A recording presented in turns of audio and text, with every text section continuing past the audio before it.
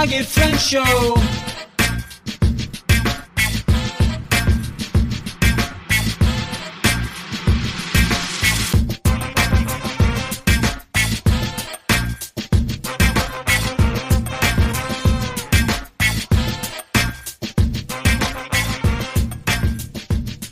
What's up, my Bloggy friends? Famous Ashley Grant here, and I just want to welcome you to the Bloggy Friends Show.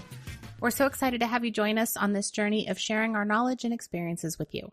Whether you're a blogger, a content creator, or just someone who's interested in learning more about the digital world, we've got something for you. So grab your notebook and a pen to take some notes, or just sit back and take in all the amazing information and ideas we're about to share with you. Let's get into it. I am super stoked to have you here, Andy.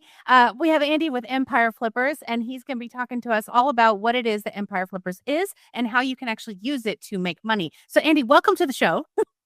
Cool. Pleasure to be here. Thank you for having me. So give me the Reader's Digest version. What is Empire Flippers? Cool. Empire Flippers, we're a marketplace for buying and selling online businesses.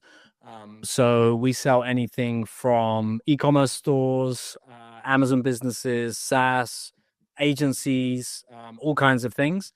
And so we have a vetted marketplace of about like 150 or so listings normally that have been through our vetting process. We try and, plug sellers into buyers, hopefully get listings sold. And then we have some support to migrate the assets and stuff like that. But effectively, we're a marketplace for online businesses.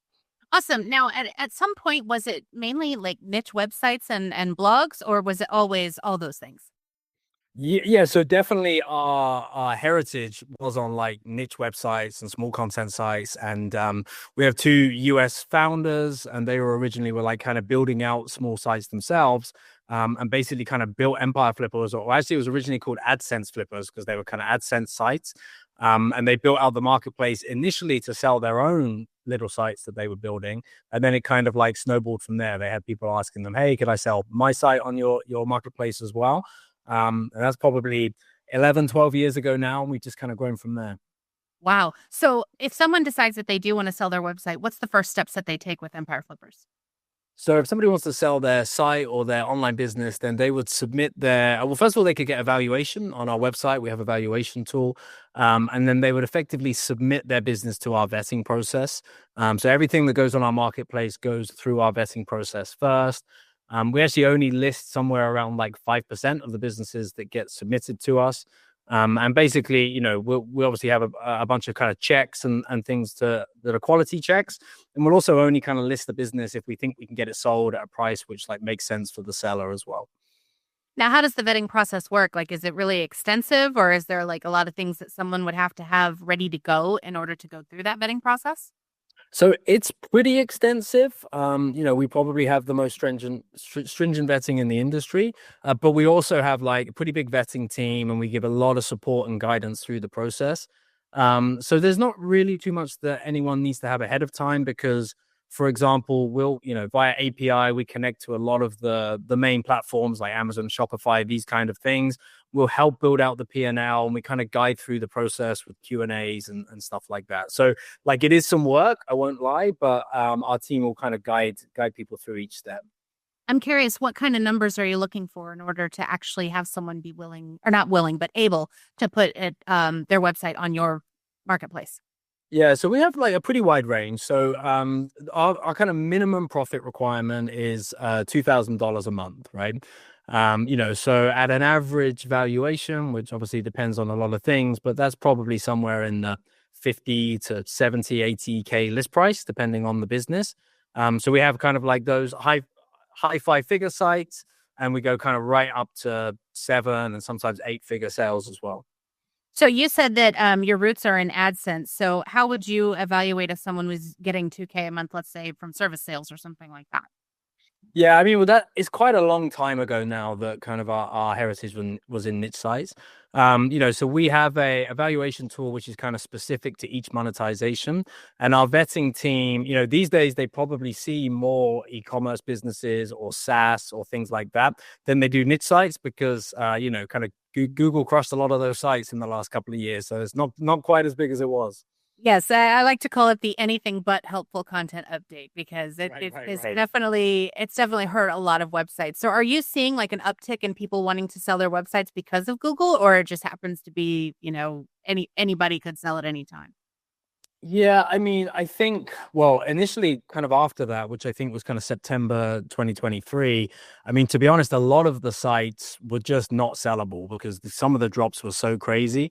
And so, that's a very difficult time to sell a site, particularly for kind of a number that makes sense for the seller. But if things did steady out a little bit like that, and then some kind of got their traffic back through last year to a certain point. So yeah, we probably did see an uptick in sellers wanting to sell, but not necessarily with assets that were at that point sellable. Now, you mentioned that some were trying to get traffic back. Did you guys coach anyone on how to get their traffic back, or it was just kind of like hey, do your best? Yeah, I mean, we obviously will when it comes to exit planning and give advice on how to prepare businesses for sale. But we don't pretend to know the whims of Google, and there are SEO experts much better kind of positioned to do that. So when it comes to like specific how to get your traffic back, that's not really our bag. But we do a lot of calls with sellers, even like 1 year, 2 years out from selling, where we'll kind of give advice on how to maximize valuation, stuff like that. That makes complete sense. Yeah, I know a lot of people that are trying to get that traffic back. I mean, one of my blogger friends, she was getting 1 million views a month and she went down to 10,000 views a month. And it's like these crushing blows that you're like, okay, well, what do I do now? And I've built all of this. Yeah. So, but that's not why we're here to talk today. I just was kind of curious on your take on things. But what got my attention and what actually prompted me to ask you to be on the show is I received an email early in April that said we paid $80,000 for one click. Want in? And I was like, what is this? And of course, it talks about a referral program. Tell me about this referral program and how in the world people can use it to monetize their own efforts. Cool. Yeah. So in a nutshell, our referral program is that if somebody refers a buyer or a seller to Empire Flippers, and that person either sells their business or buys a business, then we will pay a portion of our fee to the person that referred them. So we've been running it for quite a few years now. And yeah, we've paid out some big amounts. That one definitely one of the biggest. The fun thing about that deal actually was that both the seller and the buyer came through a referral partner. So we did pay that person $80,000 for one click. I forget exactly how the buyer came through to us, but we pay somebody $80,000 on the other side of that deal as well. So that was a good one all around. Yeah, and of course, that's something that people dream about is like getting that kind of money from one click. So, if someone were to want to be part of this referral program, I know you said your vetting process is kind of wild for selling a website, but what's your vetting process look like for someone who wants to join the referral program? Yeah, I mean, we're kind of pretty open to people signing up, and obviously the people that do best with the program typically are people that have either like some sort of audience or community or are creating content somewhere. And we obviously want to a little bit have some safety checks on our message. We don't want people signed up that are just like spamming stuff or over promising stuff that we won't do. But as long as that isn't happening and we think like the person has a viable path to kind of drive some traffic, then we're generally pretty open to accepting them. Now, I know you said the 80,000 was kind of like a bigger number. What do most people in your referral program like? What do you see in terms of like averages of what people can actually earn? Yeah, I mean, so as I say, we sell everything from kind of 50K businesses on the low end, where we're going to typically take about a 15% fee on that, up to like 7 and 8 figure businesses. Our typical, our kind of average deal size is probably like in the mid six figures somewhere. And so, yeah, I mean, off the back of that, never do public maths, but we're probably in the average payout is probably somewhere in the like high four, low five figures, something like that. It varies a lot, obviously. That's obviously nothing to sneeze at. It's still not bad, right? Yeah, it's not bad at all. So, what would your advice be if someone wants to sign up for the referral program? What would your advice be in order to actually start converting those into actual clicks that would be helpful for someone? Yeah, so I think there's a couple of ways that work really well. So obviously, anybody that's creating content, especially kind of content related to online business, and has some sort of eyeballs on what they're doing, is generally got kind of a really good fit there. We make some tools available, things like public facing versions of our valuation tool and our marketplace, and like things that people can embed in their site, which works pretty nicely as well. And then the other way that probably people successfully generate stuff for our referral program is just through relationships as well. So like one of the things we always try to do is make sure that if somebody buys or sells a business with us, we try and get them to sign up for the referral program, because typically those people are in communities with others who are, building businesses or buying businesses. So yeah, I'd say it's either like the wider audience route can be good, or if you just have a network where you have like good one-on-one relationships with people, then that can kind of work really well as well. Once someone sells a site, what happens next? Well, once somebody sells a site, so we have a business listed on our marketplace, we get an offer accepted, then basically what we'll do is the money will kind of go into escrow, and then we have a migration team as well. So we have a team who all day, every day, they are like moving domains and merchant accounts and stuff like this. So basically, the funds will be held, all of the assets will be transferred from the seller to the buyer. We do things like financial reconciliation, and then once the buyer kind of safely has everything, that's the point that the seller gets paid out, basically. Hopefully goes on to their next fun project. That makes complete sense. So, I mean, since you're seeing so many of these websites, you're seeing like all kinds of different types of websites. I have to ask you, in the age of AI, do you think that blogging is completely dying, or do you think there's still a way that people can build up a blog that could make it valuable to possibly flip one day? I mean, I think it'll definitely continue to change shape probably over the next couple of years. I think the kind of the 10 blue links on Google is probably going to continue to become less prevalent. We even see it now. We get a lot of traffic through SEO still, but we now get a decent amount of traffic through like ChatGPT and other kind of AI interfaces as well. It's seen in the last week or so that OpenAI, kind of integrating shopping carts into directly into their UI. So I don't know exactly what it looks like, but I still think in some way, there's going to be money in content being generated. I just don't know if it looks like traditional blogging like it does right now. But I don't think that whole kind of like monetization is going to die anytime soon, is my guess. Let's hope not, because people like me, we rely on that. So I'm Yeah. curious, if someone came to you and they're like, "Hey, I don't even have a website yet, but I want to ultimately set it up to have an exit strategy," how would you suggest they begin? Like, what is the best first step to create a site that they intend to sell?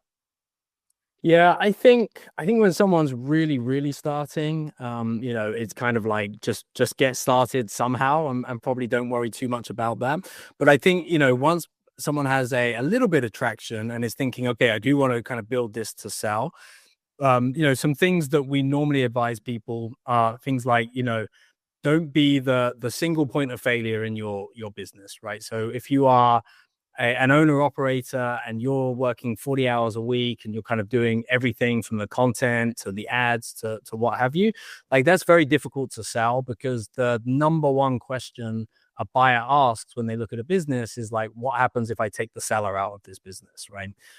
So like a real good example, this is maybe a few years old, this trend now, but like there's a big trend of drop shipping stores, right? And some of these stores made money hand over fist. But really, that was because the seller was like an expert at Facebook ads or Meta ads. And that was kind of like the magic in the business. And so for a buyer buying that, they're immediately like, okay, well, if I can't replicate the success that the seller has with the ads, then like, I have doubts over to what I can do with this business. So I think like having a team in place, having processes documented, like they're kind of the main things. The funny thing is, a lot of the advice to like make your business as sellable as possible is actually just the advice to like run and grow a really great business, right? There tends to be a lot of parallels between those things. Is there a lot of difficulty with like trying to transition it from I own the domain to I'm giving it to someone else? Like how does all that as well as how does like moving social media accounts and things like that? Because I'm sure that once you sell it, you sell all the assets that are related to it. How does Yeah. something like that work? I'm very curious. I mean, most of it is kind of relatively straightforward. Any of like the domain stuff is pretty easy. Where our team add a lot of value is there are some particularities when it comes to like transferring certain Amazon accounts or, display ad accounts. They all kind of have their own way they like things to be done. But we've done so many of them at this point that our team know, oh, okay, this one's a media buy and we have to walk through this process, or this one's something else. There are one or two platforms that have some peculiarities, but for the most part, it's relatively straightforward with experience. Can you spill what the peculiar ones are? I mean, there are just some, because most, particularly when it comes to blogs, most like display ad providers and stuff like that, they totally get that sites change hand. They're very, very happy to kind of work with us to make it happen. There are some platforms that just strictly prohibit transfer of accounts. So like one that always causes some pain is Etsy, because they're like very, very explicit, and we don't want to do things which is against terms of service. So when it comes to Etsy, there are a few different things we do. Like we might just like carve out that revenue if it's a small part of the business. Sometimes buyers are just experienced and they're kind of like happy to take the risk, and we just kind of be upfront about the risks involved. But yeah, it's kind of niche ones like that, which can be a bit unusual. Yeah, and I know a lot of people in the blogging world are annoyed with Etsy right now anyway. So, yeah, I mean, you've shared a lot of awesome information, but I'm kind of curious. Um, Other than the referral program, is there anything else that you guys offer bloggers that they can use in order to kind of boost their business or make it better? Because I know your blog has a lot of amazing stuff on it. So I'm curious about like knowledge bases and tutorials and things like that. What all do you have? Yeah, I mean, we have a lot of content on our site. And our director of marketing, Greg, who kind of who's responsible for that. I mean, he's an SEO nerd, a niche site nerd. So there's like lots and lots of content to do with that on there. So I definitely say check that out, and you can filter our blog kind of specifically to content about blogging and stuff like that. So that would probably be the first port of call. Yeah. In your list of all the niches that you've been working with, what are the most profitable ones you're seeing right now? I mean, I think there are certain niches that always kind of do well, and they are like the stereotypical ones that everybody says, right? Kind of like the ones that address a pain rather than a want. Anything to do with like babies and pets always do well. Supplements always seem to do well. I think on the flip side, the ones which are tougher are kind of businesses, particularly e-commerce, to do with apparel. Anything which like has a concrete obsolete date, like electronics, those things can be kind of tough. But yeah, I mean, I'm generalizing a little bit, but that's kind of that. And that, I wouldn't even say that's like a right now thing. That's just kind of what we see in perpetuity a little bit. Yeah, that makes sense because I know that a lot of people say that like if you start a health and wellness blog, no matter what year you start it, people are always going to be searching that kind of stuff. So yeah, so out of all the things that you guys have sold, what is the biggest and wildest deal you've done? I know you probably can't share specifics on names, and that's totally fine, but I have to know. The biggest and wildest. I mean, I think we've done a couple of 8-figure deals. Wow. They're always interesting on a couple of fronts. I mean, on the one hand, obviously our fee is big on an 8-figure deal, so that's nice. And obviously the seller gets paid plenty of our sellers get life-changing money, but obviously an 8-figure amount is a pretty insane amount of money. I think what's most interesting with deals that size is the length and the depth of the due diligence period. So I'm thinking of one that we closed kind of towards the end of 2023 that was probably like the best part of 9 months in due diligence. Like it's a roller coaster and an emotional roller coaster for the seller as well, as you can imagine. And so yeah, that's probably the most interesting part. That makes a lot of sense. So that kind of begs the question, if it took about 9 months for a deal of that size, what does your typical time frame usually look like for someone that has a much smaller, like your 2K a month site? Yeah, that's a great question. So like a good amount of those smaller deals, I mean, they will often have like no exclusive due diligence period. So, we will kind of list it on the marketplace. And then we operate a process where like buyers have to have verified their ID and that they have the appropriate amount of liquidity to view a listing. And there'll be multiple buyers like who fulfill that criteria who will be looking at the listing at the same time and doing their due diligence. And sometimes those sell in days or in a couple of weeks. Buyer just kind of sends us the cash and we move straight to migration. I think once you get maybe now into the mid 6-figure range and up into the 7-figure range, most of those deals are going to have some period of exclusive due diligence where the seller kind of like effectively takes the business off the market and commits to one buyer. They kind of agree an offer. And like average is probably 30 to 45 days in that kind of exclusive period. How often do you have people that are like, oh no, I changed my mind. I don't want to sell it. Well, sometimes, yeah. And to be honest, they're always it's one thing if we go into exclusive due diligence and a buyer finds something they don't like and changes their mind. But when the buyer is like hot for the deal and it's the seller that changes their mind, it's always a bit like, I wish we kind of figured this out before we got to this stage. It's relatively rare. But I think where sellers maybe pull out the deal is when they don't have the trust with a buyer, right? And I think you would think that a seller gets the amount of money they want and that's it. They don't care who they sell it to. But actually that couldn't be further from the truth. And for a lot of sellers, this business is their baby that they've worked on for multiple years, and they really, really care about the person it's being handed over to. So normally when it's the seller that pulls out of the deal, it's typically because something has gone wrong in the relationship part. Okay, that actually makes a lot of sense. So with the fact that, you said some of this is life-changing money and everybody's trying to make money from what they're doing, do you find that it's mostly retired age people that are ready to get rid of their sites, or is it just runs the gamut of all ages? Yeah, I'd say definitely all ages. And I know in kind of offline businesses, there's the silver tsunami of retirees looking to exit businesses. But I would say that's kind of less relevant in the kind of strictly online business realm. Normally people are. I think there's a couple of reasons why people sell businesses like this, and it's obviously a question that buyers ask a lot. Like, if the business is so good, why do you want to sell it? And I think there's a couple of things. I think one is, people just kind of like to step up into bigger and bigger projects, and they might build an e-com site or a small blog or something like that. And that release of capital all at one time can be exactly what they need to kind of take that next step into the next thing. So I think that's part of it. And then probably the other most common reason is some version of either they've just taken the business as far as they think they can personally, or they're just kind of burnt out of the business or tired of it.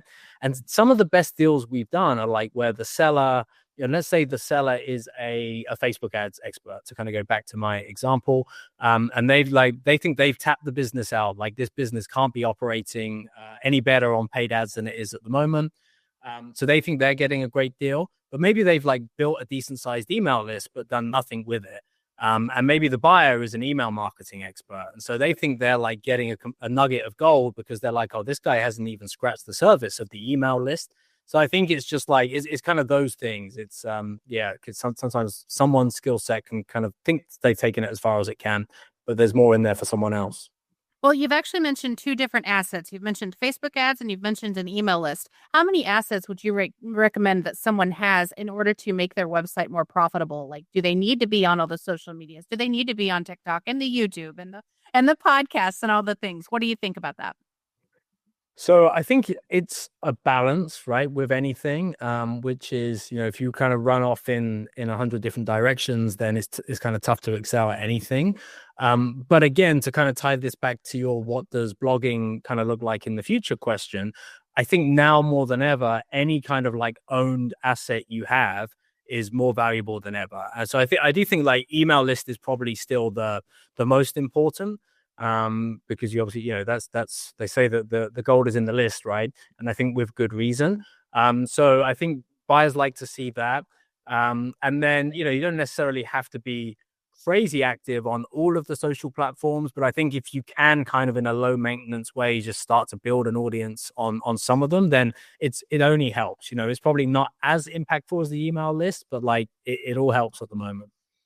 So you mentioned that the email list is kind of important. if someone was starting their email list finally, because I'm definitely in this boat. I've been blogging since 2009 and I still don't have an email list.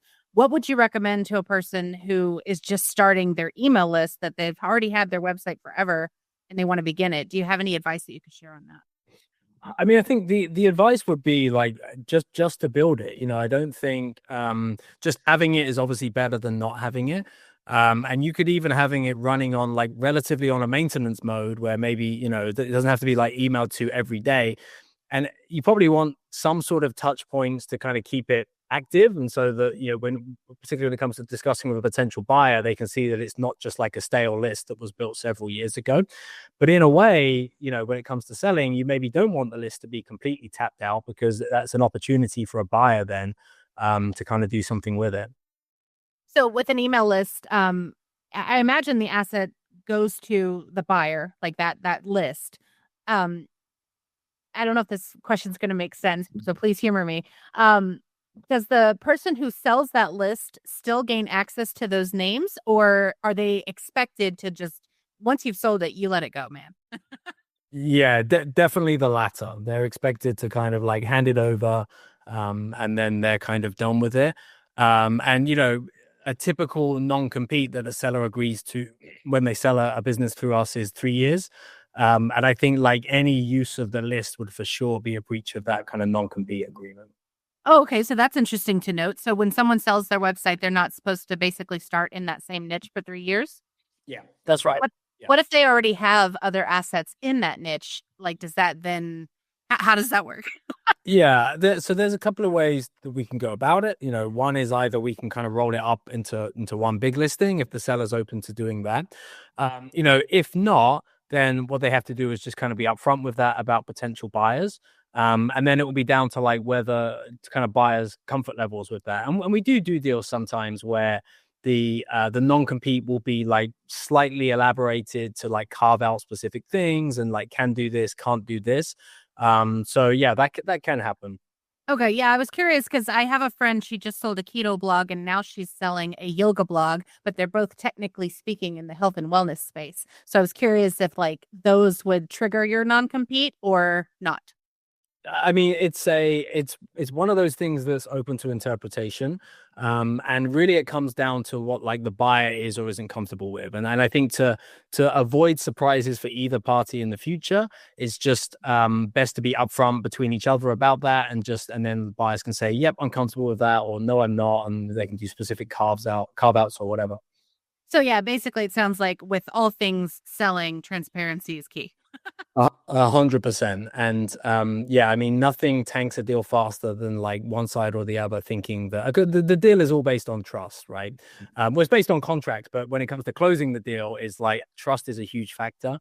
And like, a thing on that, when it comes to like due diligence, obviously buyers are poking the business and kind of trying to see if everything is on the level. And sellers' initial kind of thought is to like, let's say there is something wrong in the business or they tried something that didn't work. Sometimes their like initial reaction is to try and cover that up or to like not be forthcoming with it. And it's actually like the exact opposite of what you want to do, because like buyers are looking for that stuff. And if a seller says like, oh, I tried this, but it didn't work, or actually there's this specific problem with the site, it can be a huge trust building moment. And more often than not, it actually like helps the deal rather than hinders it. So in other words, let's not hide the gaps that are in the wall. Let's tell them they were there. 100%. Yeah. I like it. I like it a lot. Well, I mean, you've shared a lot of amazing knowledge with me. I'm very curious though. You mentioned that some people they're selling their sites because they're wanting to get the capital to start something else. Do you have a lot of repeat sellers and buyers from that perspective? Yeah, we do both. So for sure, we have a good amount of people who will sell something and then either start something else and sell it, or maybe buy something else and build it up and sell it. We've got a listing on our marketplace at the moment. I'm going to screw the numbers up a little bit, but this is directionally true that like the guy bought it from us, 2 years ago or so for like 150, 200K, and it's on the market now for $1.7 million. So we love seeing stuff like that, obviously, when we see buyer success stories like that. We do have sellers that kind of do that will flip. And then with buyers as well, I mean, kind of the same thing, but we also have, there's a lot more kind of professional institutional money in the space now. So we will often have the same kind of institutional buyer that will buy several businesses from us over a period of time. So yeah, we see repeat on both sides. Yeah. Well, I mean, something you mentioned kind of triggered a question in me. So do you have mainly like bigger businesses, or is it more individuals that are trying to sell their sites? I think the majority of sellers are still individuals. And buyers is a bit more of a mix these days. We still do have plenty of individuals, where it's kind of like high net worth people buying a side hustle or wanting to quit the 9 to 5. Like that's still definitely a part of our business. But yeah, particularly when it comes to the higher end now, kind of, rolling up a few of these businesses or buying them for the long term has kind of professionalized a lot. And we do have a lot of like institutional investor money buying these businesses these days. Yeah, before we got on the call, I was reading an article about digital real estate and how people are purchasing websites so that they can build like a portfolio of sites that they're making money in all these different ways. Do you think that this is something that is still going to be around for a while, that people can create their own portfolio of sites? I think so. We see it on websites, we see it on e-commerce businesses. So yeah, I mean, I still think if you have the skill set to kind of buy these and do something with them, then that can be a really good way to kind of run a portfolio. And then, when a portfolio gets to a certain size, then potentially there's a higher multiple that could be applied for that when it comes to exiting as well. So yeah, I think that probably is around to stay. With exiting, do people sell like a package of websites, or do they usually typically like put them one at a time? It really depends. So we definitely sell site packages, and particularly if they're in similar niches, that can make a lot of sense. And if they're a bit more unrelated, then depending on size, we might split them up. It depends, but any and all of the above.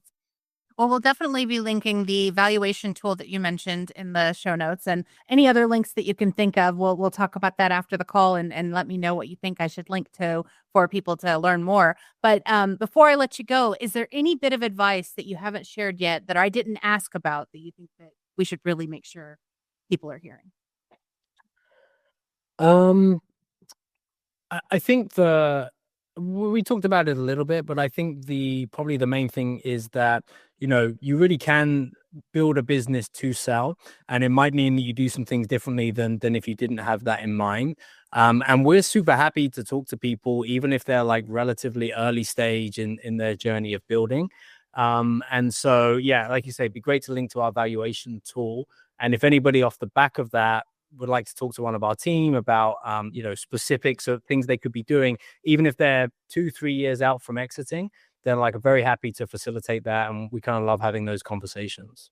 Well, in order to have those conversations, where can people find you online? Yeah, so obviously empireflippers.com is the main place. I am mostly active on LinkedIn, so maybe we could like link to there as well. Yeah, they're the main places.